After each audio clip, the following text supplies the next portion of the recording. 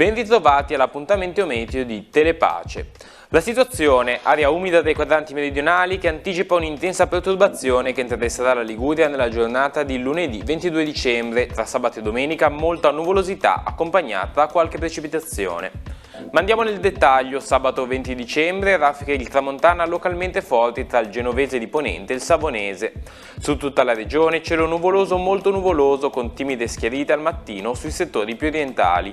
Non si escludono episodi di pioggia sui valchi occidentali al mattino, in attenuazione poi nel pomeriggio. Lungo la costa nuvolosità, in prevalenza medio-alta, nubi basse invece sui versanti padani con sconfinamenti sui crinali.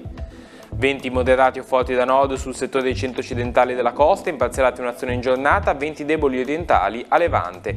Mare stirato sotto costa, mosso al largo e temperature pressoché stazionarie sulla costa dai 9 ai 15 gradi, all'interno da 1 ai 10 gradi.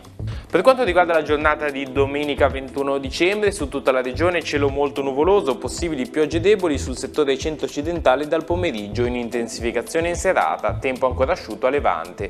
Venti moderati dai quadranti settentrionali a ponente sul centro, deboli orientali a levante. Mare poco mosso sotto costa, localmente mosso al largo, temperature in lieve calo. Lunedì 22 dicembre invece si attendono piogge estese su tutta la regione, in modo particolare sul settore centro-occidentale, nevicate oltre i 500-700 metri.